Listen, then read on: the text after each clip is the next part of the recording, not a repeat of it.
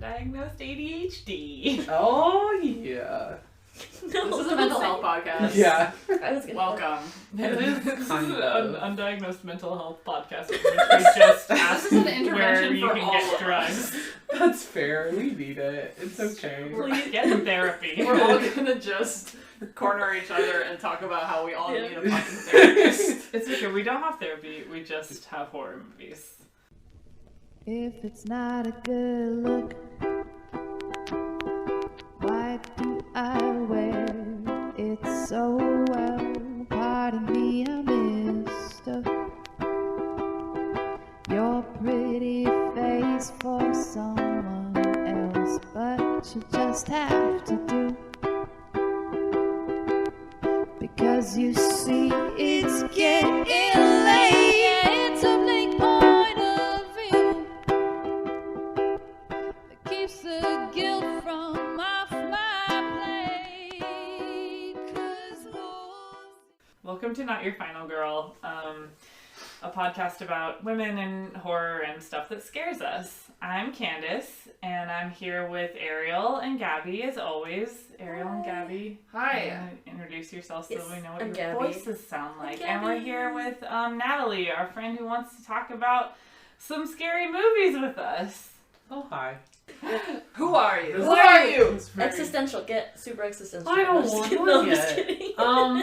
I don't know who I am You either. don't know the depths of your soul. I'm Natalie, lecturer at colleges on anthropology. I even teach in film class, so there's that. And Professor of film. Yeah, I'm a professor of film. Mm-hmm. I actually recently included the Babadook in my syllabus, so I'm pretty excited about that because I know y'all really like that movie. Mhm. And then I also included Get Out.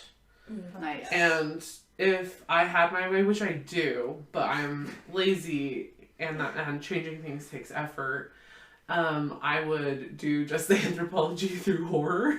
That would be Oh my God. awesome. But I don't know, that requires so much work. But Yeah. but yeah, so I teach anthropology, and that's I like to walk around outside a lot. Okay. Same. That's what I do. Nice. That's who I am. Hell yeah. So the movie that you had us, that you focused on was A Dark Song, Mm-hmm. which is a 2016 film, kind of, what is it? It's like an IFC movie, right? Yeah. Like very Mhm. independent, Yeah. low budget. Low budget, but not low, but super low budget vibes. I No. feel like Yeah, the budget didn't have to be very high because it was so focused on one location, and they only had to pay like 2.5 actors. Yeah. Yeah. And they probably just spent like most of their budget on the music. I really liked it because I feel like we always see these movies about doing this ritual magic and stuff like that, and how like no matter what your intentions are, you're gonna have a bad time. Like you're gonna screw yourself over, screw someone else over. And so the movies that Ariel included, the Wakewood, just like what was it, like 2006, 2009 or something like Yeah, that. It was something one of like those. And then Hereditary, I feel like were very good kind of like counterbalances. You know, all that like dark creepy stuff that like metal sings about is this. If you want a movie that is a metal song, Uh-huh. in reality it's this. Because it's about a actual ritual Mm-hmm. that the great beast 666, Aleister Crowley, tried to pull off on his own. And it's the goal of the ritual is to speak to your holy guardian angel, and you can ask them whatever you want, and then after you like have conversation with your holy guardian angel, you also have you can also have control over like the lords of hell and all of their spirits, and they can like do cool stuff for you, like find treasure. Nice. So that's what the story's about, but it's also about a woman who lost her kid, and the reason why she wants to do the ritual is so that she can, at first she says, so she can talk to her loved one again. And then she lets it out that she wants revenge on the people that killed her son. So, yeah. Yeah. Yeah. And it's a cool character study with these really weird characters. I mean, like, the two characters are really... I don't even know if they're foils, but they play off each other in a really unique way, because you have this woman who's, like, consumed by grief and rage, and then you have a man who, like, has his own thing that you don't fully get into, but he is so fucking grumpy and mean. Yeah, Such he's a like grumpster. consumed by self-destruction. Yeah. So And he's irreverent about it. He thinks he's very funny. Yeah. he seems like a dude who is into chaos magic. Like, he's Oh, so believable yes. to me. Yes, he definitely is. And he looks like a normal dude. Yeah. Like, I was listening to an interview with the filmmaker, and he talks about how they wanted him to cast someone that was like a pretty boy, you know, this like handsome dude. Oh. And he said, no, I want this to be the type of guy where you can sit next to him on a bus. And just not know. That you makes don't it know scarier. this. Yeah, he Yeah. looks very average, and he's actually, that actor is typically a comedic actor. Oh, interesting. So he cast him against type, too. Nice. But it worked. It He's was a pretty little unique. comedic. So that's why he thinks it's funny, like, because he probably Yeah. is when he's not playing an angry, bitter man. Yeah, and then so he's a really grumpy ritualist who's like sought out by people to do this ritual because he's the only one that knows how to do it. Well, it's not that he's the only one who knows how to do it, but it has so many requirements that it helps to have someone who is familiar with those requirements to like guide you along. But you don't have to have a guide, technically. Well, I guess they shortened the ritual for this movie. It's supposed to take 18 months. Yeah. It's like multiple months of like preparing and finding the house and then preparing the house. Mm-hmm. Like I read about it when I was like an angsty 13-year-old, and all I remember from it was like, you gotta get a bunch of river sand and put it in a room. And I just thought that was like so bizarre, and that always kind of stuck with me. But they shortened it, but not in the way that I think it kind of cheapens it. But a funny little aside is that Aleister Crowley decided that he could do it in much less time, and so he like prepped a house. In fact, the house that he bought for this was on the Loch Ness, where, you know, the Loch Ness monster allegedly lives. And then that house was then purchased by Jimmy Page of Led Zeppelin. But Aleister Crowley was like, oh yeah, I can totally bust this thing out real fast. And then he got like a correspondence from one of his fellow magicians in the city. And he was like, awesome stuff's going down. And then Crowley was like, all right, I'm going to say I'm good, I'm done. And he like dipped. So I feel like the commitment that they show in the movie is like a pretty good representation of the commitment necessary. Mm-hmm. Yeah. Which is what I thought was really impressive, like how a lot of the movie was just showing how deeply committed she was to doing it. Yeah, and I think that's kind of what, like, the whole losing her child, just what that can do to a person, and it's just kind of a study on that too. I felt like where it was, like, that's something that I don't understand as somebody who has no kids and has never lost a child.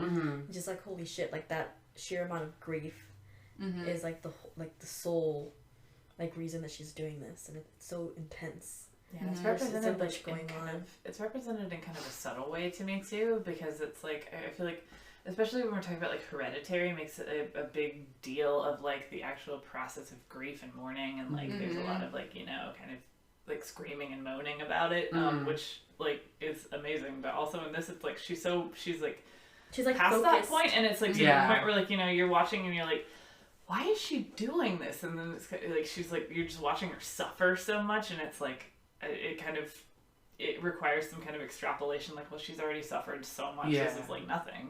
Yeah, exactly. Well, it worked for me too, like from the grief metaphor, but also like faith too. Like a lot of looking at kind of what you're willing to do when you're hurting, but also, you know, she really, really believed in it. And the whole film, they kind of play with your expectation of, is this like a real thing? Yeah. Is this guy just a big old charlatan that is, you know, playing into this woman's grief, like, and doing this thing?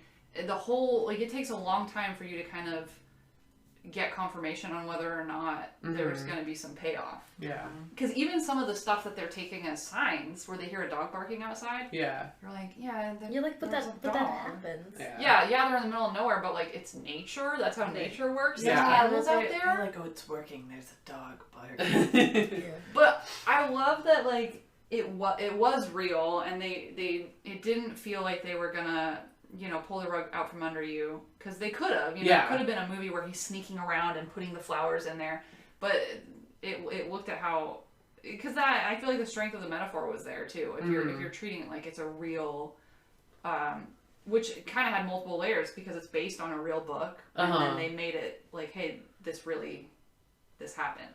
Yeah, and like the ritual that it's based on, there are people out there who legitimately believe that it is like a magical ritual in which you communicate with a different universe or dimension or whatever.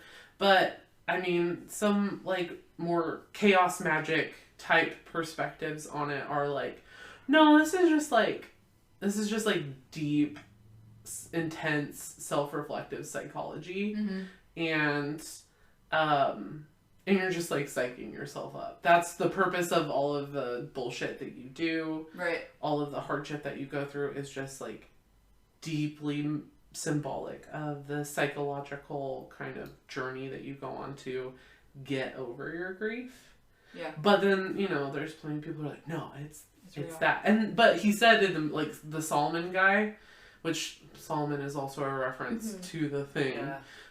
Solomon was like, no, this is real. It's totally real. And so I guess that's kind of set the tone. Like the director wanted you to know, like, no, this isn't, like you said, we're not gonna pull the rug from under you. Yeah. And they followed through, which is nice. Like fully. In a way that like, I'm kind of like, it is a slow burn, right? Yeah. And you know, it's funny that you should say that it's like a metal like song, because I said that Hagasusa is like a movie of a black metal album. Yeah. And it's also very slow. Yeah. It's like it kind of like picks up steam like at a point where I'm like, something better be happening right now. Yeah. I'm gonna be pissed. Yeah, and it's like, and it's so good. But it's, yeah, there are certain movies that they don't use that slow burn to the benefit of the story, but I think this one included such like interesting music and beautiful cinematography that you're like, yeah, okay, like I'll ride this slow train with you, but thank you for also entertaining me during the process. Yeah, and like the chemistry between the actors is really good. I do enjoy a two people going nuts in a house kind of movie. The actor that plays Solomon is Steve Oram, and then the character Sophia, the mom that lost her kid, is played by Catherine Walker. I don't think I've seen them before in anything else. I thought the performances were really good. Like, you really just liked the Solomon character, like, deeply. You're like, why are you being such a fucking constant asshole? Yeah, he's such an asshole. Well, they were when he first wrote the script, it was gonna be a young woman who had lost her brother, like an 18-year-old or something. Interesting. And he's like, that dynamic was too weird. Like, with this older dude who's an asshole, and this, he's like, no, it had to be. I'm glad they didn't do that, because that would have been like kind of uncomfortable. Yeah. Because even with the two of them, like, the power dynamic is for sure in his favor. Because he's the one that is in charge of the ritual and knows how to do it. Yeah, it definitely also veers into, like, just straight up gross territory. Takes advantage of the fact that she's not fully aware of everything that's going on. Yeah, like, he has the whole picture and she doesn't. She's just kind of traveling by. So he's got the map, you know, and it kind of turns into him being incredibly abusive, which I guess is part of the ritual, but also, like, things happen like there's a point where he makes her touch herself in front of him, like, and then it's like, oh, that's JK, that's not part of the ritual. Yeah, and it's like, you fucking piece of shit. Yeah. Yeah, I mean... Like, he has all the information and is giving her none of it. So he's just kind of stringing her along with information because he knows how to make it to the end. Yeah, but she knows enough to know about it. Like, she knows enough to pick the house out on her own, because it very specifically says, like, you have to pick a house that no one else can look at. So it has to be in the middle of nowhere. You have to pick a house where, like, these windows face this direction and all sorts of other things like that. So she knows enough. Right. But he takes advantage of the gaps in her information, and she kind of gets back at him, I guess. She definitely gets back at him. Yeah. What did you guys think of that part? The part where she gets back at him? Yeah. I love a good gruesome scene. Yeah. That was... Yeah, and then I was like, yeah, alright, I'm into it. And then it gets just progressively more and more gruesome. Yeah. I don't know if, like, if I was in the same situation, I don't think I would get back at him that way. But that's just me. But she didn't, like, really mean to do it, though. Oh, no. We're talking about when she intentionally does something. Oh. I love that shit. Oh, I'm talking about when she peed in his soup. See, I thought you were talking about where... It's almost like... It's kind of like the divine fucking justice ritual getting back at him. Yeah, What we're talking about. That's definitely true. Yeah, I wouldn't have peed in his soup. I don't think I would have peed in his soup. No, definitely not. The ritual very clearly was not pleased with the way that he was carrying on. I like... There's the extra gruesome scene in Wakewood to me was like the dude like getting like caught in the bullpen or whatever. Oh, yeah. Was like, yeah, and I'm like, there's a lot of like really like kind of butt cheek clenching stuff in Wakewood that I was like real into. Like the whole way I was like, yeah. See, I was eating while I was watching Wakewood. I was too. I'm literally eating like a peanut butter sandwich while I'm watching. Oh no. Like them like cutting open a cow and stuff. Like, that part just got to me for some reason. Yeah, it's the way it's shot or something.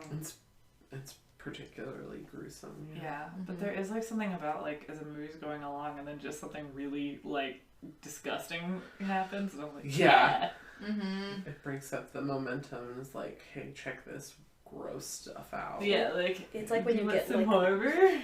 Like when you get like a little bite of jalapeno when you're eating, you're like, yeah. Like, would you like to get a little bit hurt right now? Yeah, exactly. Yes. Yeah, yes, please. Yeah.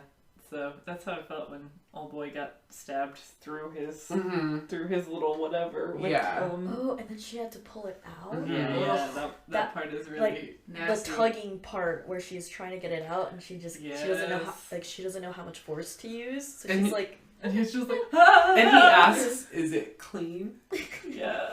She's like, I don't know. I don't know. This is awful. She should have peed in that instead of in the Oh, maybe she did. Yeah. But I thought that I really liked that part because it showed how, even though he was such an asshole, and even though he abused his power in this situation, he was still deeply committed to her goal. And even though he should have left and gone to the hospital, he stayed there and got sepsis or whatever. Yeah, he died for this ritual that wasn't even his. Yeah. I mean, he would have gotten something out of it. Yeah, I don't even know if that's like canon, but who cares? But that's like the occult subreddit says no. That's not accurate. Yeah, I figured because it's a very like individualistic ritual. One thing I did want to mention is like the first time I watched it, I think I was like half asleep. But I just remember really liking it, and then rewatching it again, I didn't remember that there were actual, like, spooky horror elements in it, and it took Brian reminding me, because he was like, oh, I really like the movie, and I was like, yeah, I just don't know if it's, like, a horror film, and he was like, what are you talking about?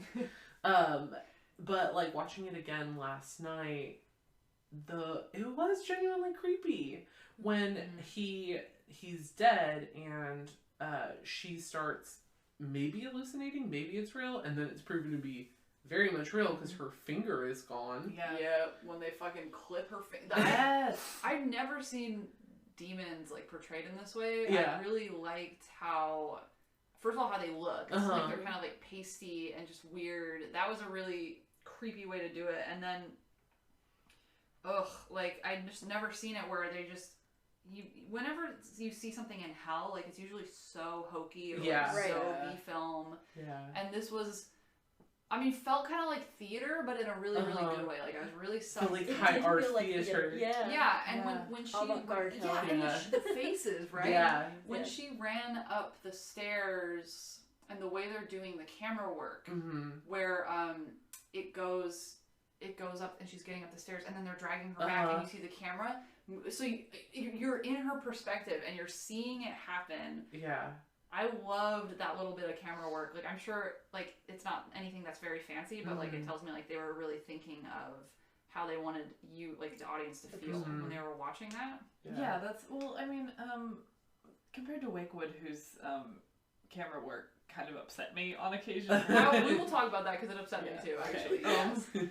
Yeah, it's just like, I was so happy with the payoff at the end. Like, I did some, like, I was just doing some reading on, like, comments on the, like, posts about it on the horror subreddit, because, for some reason, I just cared about some Redditors' opinions. It's fun. A lot of them were like, they just didn't like connect with it. They were like, oh, it looked like garbage at the end and like all this stuff. I was kind of like, I don't know if you like the scary people or the angel, like everything. Like they like people were really like just kind of shitting on like every like part of the ending, and I was like, I did not feel that way. Like it was so scary to me. Like I was even like kind of like I like jumped and was like. When their hands are dragging him away. Yeah, and that was... Like, what the fuck? And she can't, like, escape now because, she's she's crossed the barrier. So, like... Well, that's the other thing, too, is, like, the whole time, even though you know at this point, you're like, it's probably real, or I guess they're hallucinating, because there's that part where, like, gold flakes kind of, like, land from the sky, and so you realize, like, at some level this is happening, but... When she breaks the barrier and she just of the house and she's looking for help or she's leaving and she wanders and wanders and wanders and you're like, I don't know, because she's in the middle of nowhere. Like there's still a part of me that's like, this could just not be real. Like she'll find a grocery store and be like, holy shit, she's gonna run into this man is dead and I fucked up, you know? But then she comes back to the house and you're like, oh no, like everything that was out of the house. Yeah, and now everything that wanted to get in is now in. Yeah. And that was super, like, the tension of that was really, really good. Even that whole staircase thing, like, it reminded me a lot of, like, have you guys seen Sleepy Hollow? It reminded me of Sleepy Hollow when he's going down he's galloping, and he's crossing the bridge. Yes. And then the horse turns and he's like, why are we going further away? Like, it was really, really good filmmaking. Hell yeah. And it was so simple. So it didn't have to be fancy. Yeah, it didn't have, the only thing that they CGI'd in was the angel, and it was cheesy, but it's like I didn't mind it. It was like so like kind of surreal looking to me that I was like, okay, I can. I didn't mind it. It was a little jarring because he's in like. He looks like a centurion kind of thing. So that was a little bit weird. Like why? I'm like, okay, he's like a real it's not gonna be because when you think of like. Angels, if you want to get like real about it, like angels are like they have a shit ton of eyes and like wings and stuff. Like, if you're gonna get biblical about it, I don't know how they are in this book, but like, so I'm like, he's a big ass centurion with wings, which almost took me out. Except that I love like when you like at the very end when you find out exactly like what she's actually been looking for, or at least what she asks him for at the end, like whether or not that's what she set out for at the beginning. I don't think it was. I think she decided. I'm like, I have never seen a film like that. Yeah. Like I've never seen especially not a horror film. I've never seen a horror film that's done that. Well, that was another thing that like the Redditors seemed to take exception to that I did not agree with at all. Is that, like they were like, well, like what was like that cheesy ass thing where like at the end normally I'm all about that like fuck a happy ending. I don't like redemption in a horror movie. Fuck you. Yeah. But it like made so much sense to me, especially because you see Solomon just kind of like crumble like entirely under the weight of his like self-destructive shit, and she sees that. Yeah. Well, and that's why I would take offense to those Redditors, because I think that for once it is appropriate to have a positive ending in this type of movie, because all of these other horror films that depict some sort of like ritual magic or Satanism or whatever, because who knows what they are actually depicting in them, but they always depict it as in the end it's evil, right? And no matter what you do it for, it's gonna turn out bad. Whereas this is like the only depiction that I'm aware of that's like, no, like, you know, if you do it for good reasons, and if you are a good person, and if you come to some self-reflection and self-discovery at the end of it, like, it doesn't have to be a super dark, satanic, like, I don't know. It doesn't have to be like a Christian scare movie. That's totally fair.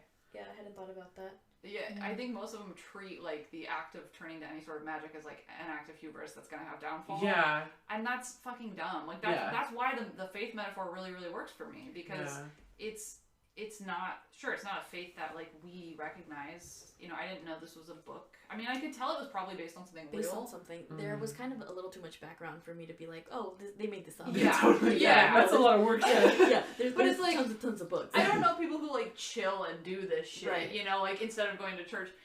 But the metaphor was strong enough that it's like, well, faith can be, if you have it, like, if you're doing it and you're following, like, the tenets of your faith, like, it can be something that's really, really rewarding and can help you transcend, like, the worst parts of your own humanity. Yeah, exactly. And I really enjoyed the conversation she had with her sister, because I feel like her sister was very, like, that scene to me kind of encompasses all that you guys are saying right now. She's like, well, is it godly? And she's like, I don't fucking care. Yeah. She's like, I don't care. Yeah. She's like, you don't understand how I'm feeling. You don't understand what I would, like, the lengths that I will go to feel better. Like, I'm gonna do this regardless of whether it's, some people think it's godly or not. Yeah. And it was like her sister just just staring at her wide-eyed, like, well, I fucking tried. That was her own version of expressing the grief that in Hereditary comes in the form of, like, screaming and wailing. Yeah, she's like, no, I'm gonna do this shit for, like, months and months and months and starve myself. Yeah, absolutely. Well, and it was, like, kind of a really good depiction. I'd actually forgotten about that scene. Yeah. I totally forgot about it, but of just the precipice of grief, where when something happens to you that you've experienced that's, you know, like, life-changing in a terrible way, no one can look at you and judge you, essentially, for, like, whatever you choose at that point. Yeah. Because they have no idea. Yeah. What you just experienced. Yeah, how when her sister was like, move on, and she's like, oh, that's rich coming from someone with two healthy children. Yeah. And the way that her kid, like, I loved how, first of all, I loved how we meet this woman, and we have no idea why she's doing this, and for a long time. Yeah. They actually don't reveal at the beginning that it's because she lost her child. And so there's a lot of secrecy for that. But then I also, they hint at how the kid died, and it's through some sort of occult dark ritual magic. Yeah. So they still have the existence of that magic. That's bad. Yeah. But then the possibility of there being magic that's good. Yeah. You know. Yeah. I also think there's something to say for the mom being strong enough to go through it the same way that her child was taken. She was like, well, you know, the occult magic took him, but maybe using the same power, I can see him again and say what I want to say. Yeah, it was an actual, somewhat realistic, or at least nuanced representation of the non-Christian perspective that magic and witchcraft is not just black or white. Right. Right. Or not just black.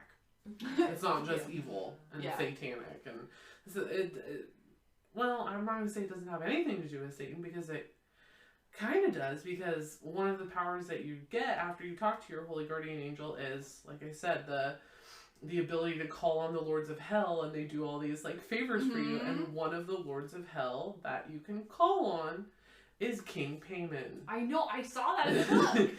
And he can go figure out secrets for you and stuff like that. Little demon spy. Yeah, little demon spy. And that's why ruin Toni Collette's life. Yes. But that's why I thought it was a really good juxtaposition against Hereditary, because it's like, here's this one ritual where her intentions were essentially pure. They were still selfish, but in the end they weren't anymore because she wanted, well, I guess they are kind of selfish because you want to be able to forgive. But I don't feel like it was I felt like it was an unselfish choice because the whole time in the film she was like, I don't do the forgiveness shit. She's like, you need to find another way for me to do this ritual because I'm not doing that. She literally drank blood. Yeah. Oh god, that was so disgusting. She didn't want to attempt even to try to forgive people. Yeah. Well, I guess, I mean, like, it's an abstract selfishness because it's like, man, wouldn't it be nice if I could forgive? Because that's what people it's better for forgive me. For yourself, not for the other person. Yeah, and, I get it. But the ritual from Hereditary was, like, completely selfish. That group of old people, and I guess a couple of young people, wanted to, like, use these people's bodies to invoke King Payment on Earth so that they could have, like, treasure. Yeah. Like, just like gold coins. Yeah. It's a very, like, Scooby-Doo villain, like, motive. It is, and, like, which I kind of love. I loved it, You're like, but it's also it's like, very cheesy. But I guess I liked it. But that's why I think it's a very unique. A Dark Song is a very unique movie because it shows the actual good can come of this, whereas like Hereditary and Wakewood is just like, no matter what, bad stuff's gonna happen. But I guess the Hereditary ritual was done on behalf of other people instead of done. Like, if it was done by Toni Collette for her own benefit, then maybe it would feel different. But, like, all of the people in Hereditary did it in secrecy. Yeah. Right, yeah. They were just hiding up until the end, where she went through all of this and was present. Yeah, I think she was happier when she didn't have a head anymore. At that point, I think I might agree with her, because that level of grief that becomes so physical. Right. Oh, it's so painful. I wouldn't. She said in the beginning of the movie when her daughter died, like, I don't want to be alive. Mm-hmm. I guess she got her wish. She did get her wish. Mm-hmm. Happy ending. But he doesn't have a head. Yeah. I like how at the end of A Dark Song, unlike, other movies that have a cliffhanger of like, is it real or is it not? Is she okay or is she still stuck? That car, like, kind of like drives past her and she's like kind of startled and it's kind of a sign that, okay, I'm allowed to leave. I'm not going to be stuck in that I don't like an anymore. Inception-ass ending. That's exactly what I was thinking. Yeah, that's what I was thinking of too. I was going to bring up the top. Yeah. Like, what was all the dreams? Yeah. Oh, God, I like it. I like how seriously it took the topic. Yeah, totally. Yeah, I felt very immersed in the occult magic ritual. Like, I was like, oh my gosh, there's all these, like, they're going through, like, training her, like, finishing her training, which I wrote in my notes. I was like, I wish there was an 80s montage, like, of her, like, training for this ritual. Just like, bump, the Scorpions or something. Yeah, where she just, like, yeah, in the tracksuit, like, learning French. Oh my god. Fuck. Also, I was thinking, like, why does she need to learn French? But you're like, do you speak German? Yeah. Yes. Did you lie? No. How good's your German? I get by. And it was like what? I guess it's not Latin. I guess it was like. I mean, I know there are reasons, but they're very like esoteric niche reasons that I don't know why they decided that they needed to show that in the movie, but it did make the world richer. Where it just shows like, this is intense. You have to do all of these things. Yeah, it's not just about like drawing some squares on a floor and stuff like that. It's like the same weird ass shit as like the river sand or Which I don't. I thought it was sand. They didn't show the river sand part that had always stuck in my brain. They showed the salt part where you like have to do an entire salt ring around the house. I have questions about that. Why? Because it's a big ass house. Where'd they get all that salt? Yeah, what's the square footage bucket of sand? Also, he was doing it one salt. It was salt. Wouldn't wind mess it up? You would think so, but I guess magic. He detached the house from reality. Oh, right. Okay. And in non-reality, there's no wind. That makes sense. Yeah, I can buy that. Yeah, but I was like, that's a fuckload of like how much does salt cost? Like, how much did it? It's just the practical application or the practical considerations are how much do they spend on salt? Yeah. Do they have Costco in Wales? Yeah, they got a lot of food. Yeah. And 4 months supply of meat. Uh-huh. But one of the parts that really stuck with me that I think really scared me was when she's not hallucinating, but she hears a demon using the voice of her son. And at first it's very sweet. And then, like, she's just sitting there just bawling, like, why are you doing this? And then the demon says, like, oh, like I'm just, like, some fuck that's using your child's voice to scare you. And that part, like, gave me chills. It was something very unsettling. I was like, oh, God. It just felt so... It made me so uneasy. And it wasn't, like... I felt like if we were watching, like, one of the Paranormal Activity movies, or even one of, like, the Conjuring films, like, that would be a moment that came with, like, ding, ding, ding, ding, ding, ding. Yeah. Do you know what I mean? Like, there'd be some fucking cheesy ass music to go, and it wasn't. Like, whatever, like, the rim shot, like, equivalent of a horror movie, but just in a horror movie. Let's just edit a horror film with that. Yeah. But yeah, like, the demon was just, like, straight up, like, just like wearing your kid. Yeah, he's like, I'm kind of bored now. It worked better that way.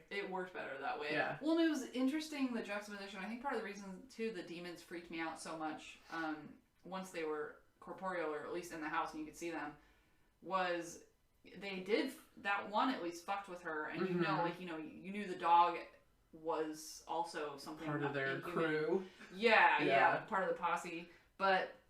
Once you saw them, it was like they didn't say anything. Yeah. Which was also creepier. Its own eeriness, where you're like, what the fuck? Well, so I wonder if they were like demons, but it also seemed like they were maybe like spirits who had also attempted this and they just got stuck in that maybe timeless place. Ugh, and they're dragging him away to be with them. Oh. Yeah, that's actually that's fair. I like that. And they cut off her finger so that they could have an extra finger. Yeah. Because you never know. Maybe that's what they feed on. They eat fingers. Yeah. Lady fingers. But I like that they kept on making it real, and the finger was one of those examples. And the only other movie I can think of, because I did listen to a podcast about this the other day, was Dr. Sleep. Has anybody seen Dr. Sleep? No. Well, in Dr. Sleep, spoiler alert, someone astral projects their spirit or whatever, and gets their finger messed up. And in the astral realm it happened, and then in real life it happened. So I just like that as kind of like a vehicle for showing the reality of the astral realms. Yeah. Power. Yeah. And that's when you guys are talking about, like, she goes outside the house and she's like trying to leave and she can't. I had no doubt in my mind for that entire time that that's what was going to happen. Yeah. I was like, oh no, nope, that's not going to Which she's stuck. is essentially Groundhog's Day. And I like the concept of Groundhog's Day. I fully recognize its greatness in the film canon, but I can't watch Groundhog's Day, and I can't watch other movies and TV shows with the Groundhog Day premise because it makes me so anxious. I can't do it. I feel like my experience of watching Groundhog's Day was like that. It was like horror to me as a kid. Yeah. There's this whole sequence where he kills himself over and over, and he just keeps coming back. And I watched, I'm like 10 years old or something. My parents were like, "Oh, this is a really funny movie," and I'm like, "Is it? It's fun for kids." Yeah, I was like, "This is horrible." Is this why we all have like super like existential crises? Probably. Like, probably fucking many reasons. Yeah, that's why. Bill. So I guess that brings us to Natalie. What is your first horror memory? I thought about this, and it's really difficult because I think I've always been very attracted to horror, and I think one of my first memories was probably like the traditional like Monster from the Black Lagoon. Oh, okay. And Dracula, or Creature from the Black Lagoon. Dracula, just like the good old monster squad. Right. Mm-hmm. And then like I watched the Francis Ford Coppola version of Bram Stoker's Dracula when I was like 7. Right. Mm-hmm. Whenever it came out is when I watched it, and like I should not have been allowed to watch that. So I've always been like obsessed with vampires. Mm-hmm. But it was probably, it's probably just like my dad really liked classic horror movies, so when I was around him, I think he made me watch them. Because also one of my earliest memories of watching a movie is watching Close Encounters of the Third Kind with him. So he was always like into like sci-fi and horror. So Close Encounters is like such a dad shows it too. It's such a dad movie. Yeah. Yeah. Not my dad. Yeah. But a dad. Yes. Someone's dad Yeah. is really into that movie because it's all about a dad losing his shit. Yes. You're like, that's what I want. I want to do that. Yeah, your dad is like, that's what's happening to me. Because of you. You're the third kind. Oh, that's a whole nother podcast. Back to the unaddressed mental health issue. Yeah. Right. But That's funny. Well, I want to say one more thing about Dark Song too, but I don't know. Or I think I want to just say it about horror in general because we're talking about like the way this film treated this religion. Is it a religion? No. Magical rites. It's just practice. I think it's just, it's a practice. Witchcraft. Well, Witchcraft. So you can be a Christian, you can be a Jew, you could be an atheist, you could be anything and still practice these things. Got it. Because like in the movie Solomon says, are you Catholic or Protestant? right. And so it's accessible to people of different faiths, but I think like canon, you're supposed to believe in the Abrahamic God.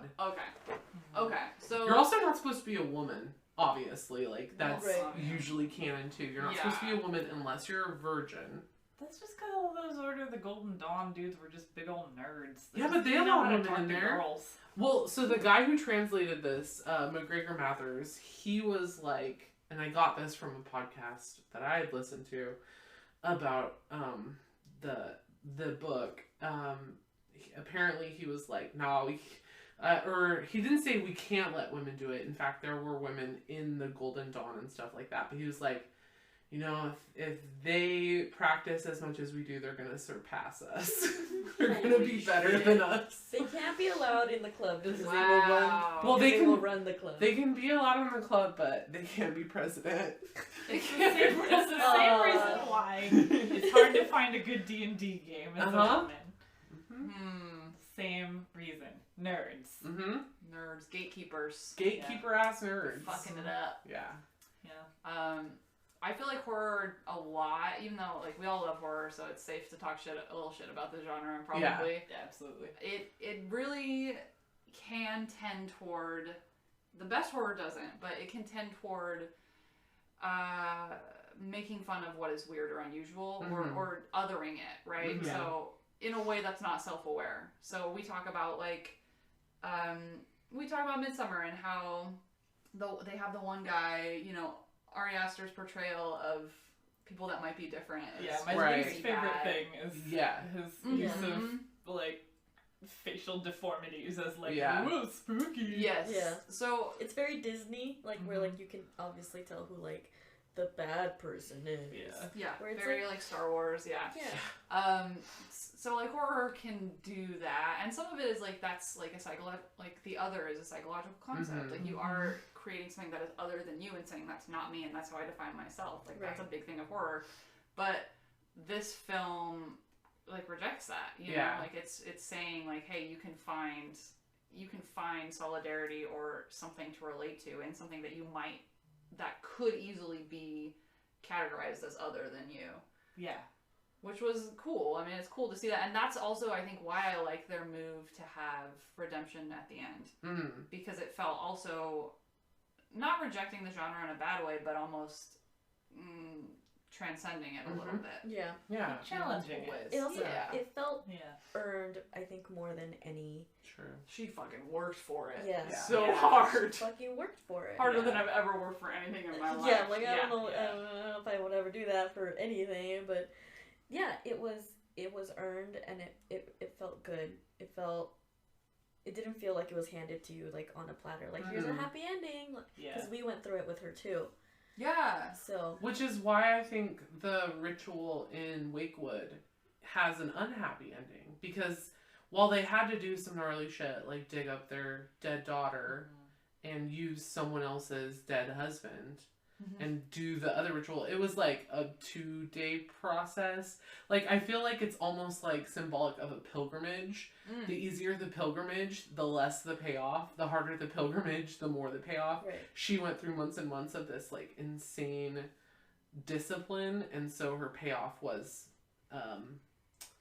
according to the work she put in. Right. Whereas like they waltzed in. The community did it for the parents, and all they had to do was dig up their dead daughter. Not saying that's not hard. Well, no, I agree with you, and they also they lied. They weren't pure for ritual, right? They fucked it up with their own dishonesty with the community. Yeah, absolutely. That I know, like, you know, we didn't really talk about Wakewood that much in this episode, but in that one, I thought it was a fun reversal of, like, typically with a film like that, you have the main characters come to a community and the community's fucking weird. And you're like, the community's bad. But it was funny because you actually had these outsiders come to the community.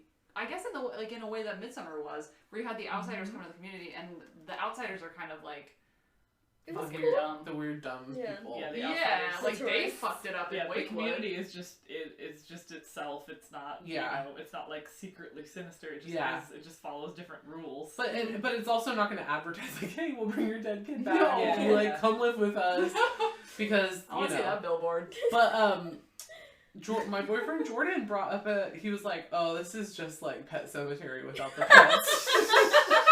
It's true. It is. It's true. Wow. Yeah, it is. Gage. But the what were they? Were they Irish?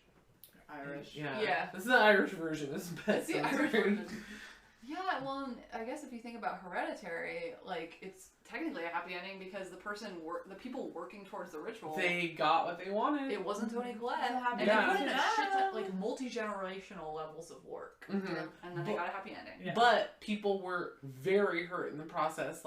Lives and families were ruined in the process. But with a Dark Song, it was just like, well, we all gave consent. We knew what we were getting into. We gave consent to this, and Solomon died, but he knew that's was a possibility. Yeah, he was kind of down for it. Yeah. He was. He said that what he wanted was to disappear. Yeah. He's like, what do you want? Invisibility. I'm like, that's fucking lame. Okay, and then you can go in the locker room, you fucking pervert. Yeah. It's like, it's not what you think. It's not what you think. I just want to disappear sometimes. But I get that, right? Yeah, true.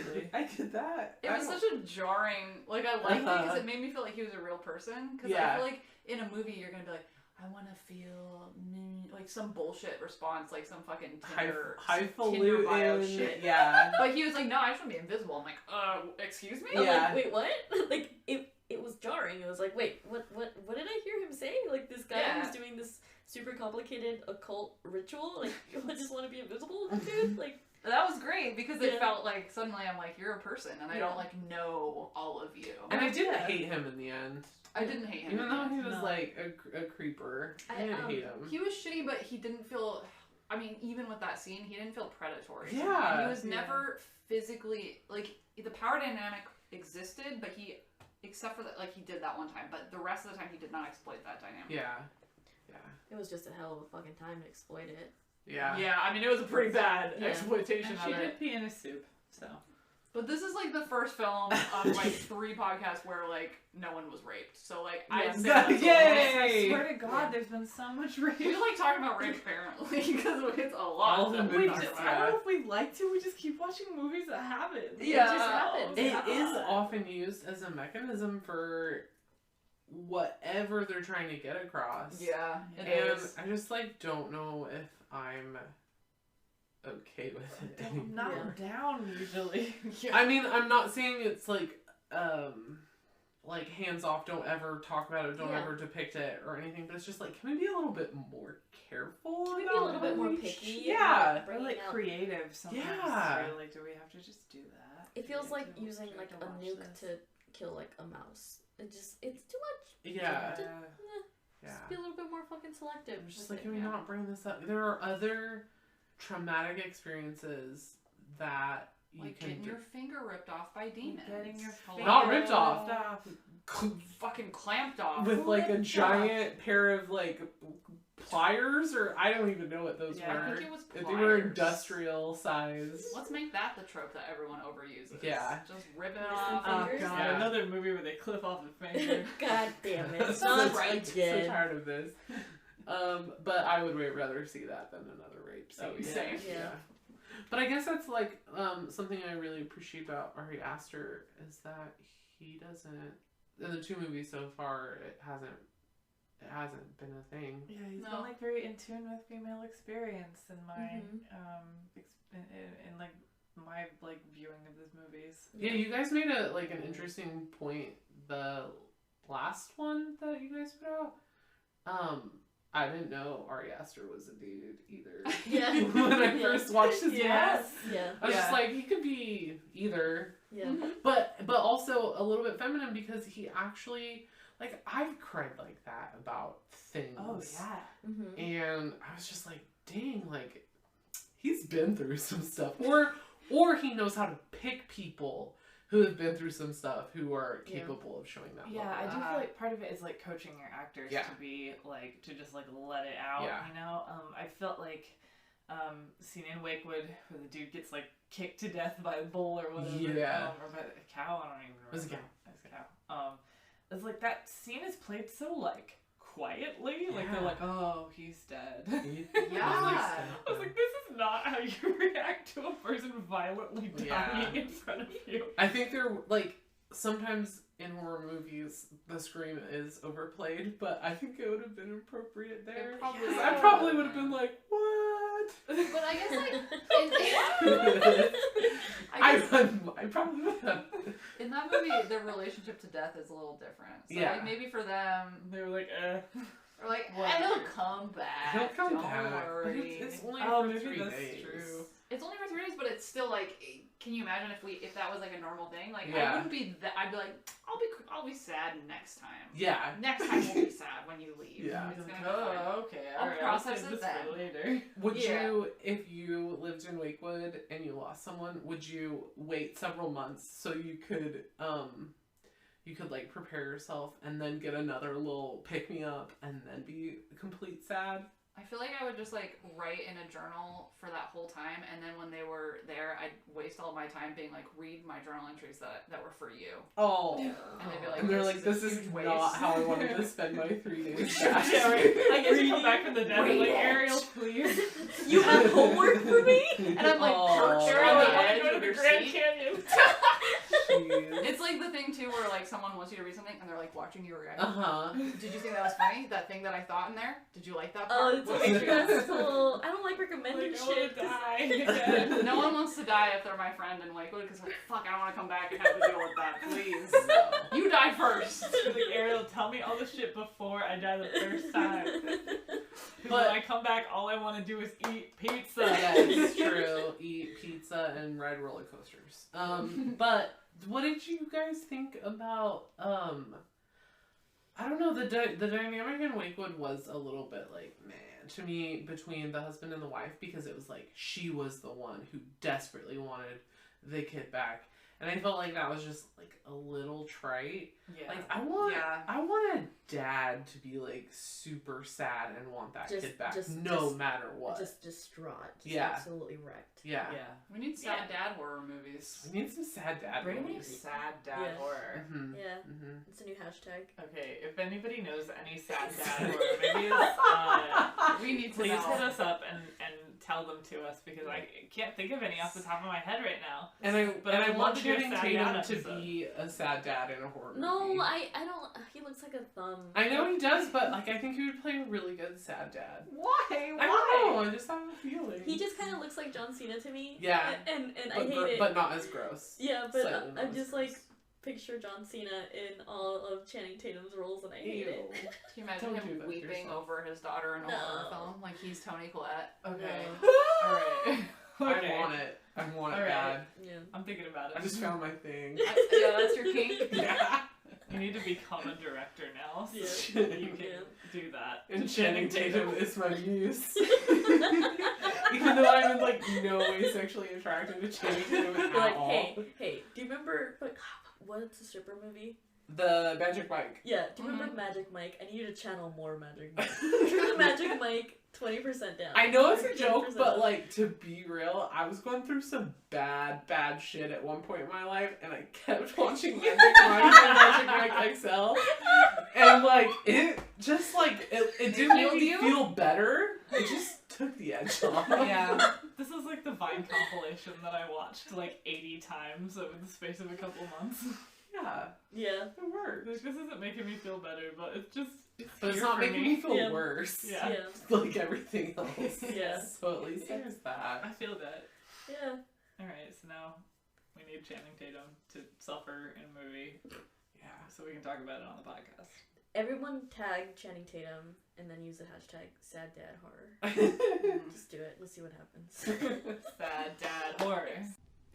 I don't have to huff and puff to blow your house on down. Tell me that you've had enough. I'll burn it to the ground. I could just fucking nerd out on this stupid ritual magic bullshit because I was like obsessed with it from the ages of 12 to like 20. Yeah, I was like, you were like talking about reading that when you were 13 or whatever. I'm like, damn, like that's I read like some dumb and you know what? Like probably didn't understand even half of it. Mm-hmm. But I also don't have the time to reread everything. You don't understand half of it as adults, I feel like. Yeah. No, yeah. Well, and one of the rules for doing this little magic thing is you have to be between the ages of, I want to say it was like, is it like 18 or is it like 20? I think it's 25 and 50. So I got less than 20 more years wow, to If you're gonna do it, you better fucking. Gotta do it now. I Yeah. didn't realize there were age limits. I was, I have a book on chaos magic. That We Gabby have found. the same book. I saw it when I Oh, was that's funny. closing the window I to not let your cats out anymore all the time. Gabby saw it like sitting on her side table the other day and was like, "What are you doing?" I texted her and I was like, "Are you going like full like Are Henry you okay? Zabrowski on me?" And I was like, you have like no idea. I was trying because I was talking about chaos magic and like and poor Chandon like engaged it a little, and I was like, read this book, and I'm like just like running around the house like yelling like, you could be like LRH. Oh my god! Oh no! Like, terrible. L. Ron no. Hubbard. Yeah. L. Ron Hubbard. Chandon for next. L. Ron Hubbard. That's what I'm saying. not. I am not following Jaden in any sort of cult situation. What did you say now? You got a tattoo on his birthday. I was the only one. That's that... true. Yeah, That's true. We're all in the cult. Yeah, okay. Already. I guess. Oh, but there is like one thing that I would recommend for like slightly more accessible like understanding of this, because this book ain't it. The graphic novel Promethea by Alan Moore, the same guy who did Watchmen and stuff like Oh that. yeah, Alan Moore's like big chaos. Yeah, magic. he's a wizard. And ritual He's a magic wizard. and like medieval esoterica and Kabbalah and all that shit. Yeah. But Promethea is it's a female superhero book that is based in a world of magic, and she learns about it, and you kind of go through the journey with her. And there's this one book where she climbs what's called the Tree of Life, which is like a huge symbol in Jewish mysticism. But he wrote it so beautifully, and the guy who did I think it's like J.H. Williams III, painted it so beautifully. Like, every time I pick up that book, without fail, I will start crying, because I'm like, this is so beautiful, and I just wish I could get there too. Yeah. But I can't. I'm lazy. She puts in the work. But it's believes in you. but it's a really good pop version of this very dense kind of esoteric stuff. Yeah, I've always heard The Magicians also, not The Magicians. What's the one? Is it The Magicians? It's like a sci-fi show. The show on Netflix. What is it? Like Grant Morrison? Oh, The Invisibles. The Invisibles. That is way less accessible because it's a lot more complicated. Yeah, you know what? I borrowed like the first volume from Zach, and I didn't get a chance to read it. Instead, what happened was I stuck it in my backpack, and then I also stuck a banana in my backpack at one point, and then it got bananaed. That's not a real thing that happened to you, Candace. It's a real thing that happened to me, and it's the most quintessential Candace experience there has ever been. That I borrowed this graphic novel. Beloved graphic novel. Yeah, I borrowed this like graphic novel about like mysticism and like magic and shit, and then I stuck a banana, my little snack, in my backpack, and then I got banana all over it, and I had to pay for it. I think Jesus is saying, stick to the Bible, and why don't you try an American fruit? Damn. Damn. I got fucking roasted by God on this. Oh my God, so hard. Yeah. Anyway. But yeah, that's like the Promethea is like, I don't know, like 101, and then the Invisibles is like, okay, upper division. Nice. But it's still way more easier to understand than silly this stuff. Yeah. Cool. Yep. Now we're all Satanists. Nice. Hail Satin. That's the goal of the podcast. Hail Satin. Well, I think that's all we have for this episode about occult ritual, creepy horror movies. Thanks, Natalie, for being on the show. Yeah, it was great. It was great talking to you about scary shit. I don't think I would have ever watched that movie if you hadn't recommended it, because I usually stay away from occult stuff because it's generally treated with a really cheesy brush. Yeah. You know? Yeah. So it was really good to see kind of like have a little bit more hope in that sub-genre. I agree. Yeah, I agree. Yeah, thanks for listening, everybody. We're Not Your Final Girl, and if you want to talk to us, we're nyfgpod@gmail.com. We're nyfgpod on Instagram and on Twitter, and then we're Not Your Final Girl on Facebook. You can join us and yell with us in the comments and stuff. And then we have to thank Claire Holland for our namesake, Not Your Final Girl. It's a fantastic book of horror-themed poetry. You should check it out. You should also follow Gabby Steiger, who did our amazing artwork at Rabbit Foods on Instagram. And you should also follow Brian Demarest, who made our other really cool artwork that we have stickers of at Evil Flynn on Instagram. Thank you for our amazing intro song called Under Your Skin by Ariel Dyer, who's sitting right here talking to you. And nervous laughing from Ariel. You can follow her music page on Facebook. It's Ariel Dyer Music. Yes. And we're gonna go see her tonight. We're gonna go see her tonight. Right now we have to go so Ariel can go to her show. Yeah. I gotta play music. Yeah. Thanks to Pat Spurlock for being rad. Yeah. And for doing our cover art and generally being a support and telling us good constructive criticism of our sound and stuff. Yeah. Thanks, Pat. Thank you, Pat. Thanks for listening. Yeah, thanks everybody for listening. Bye. Bye.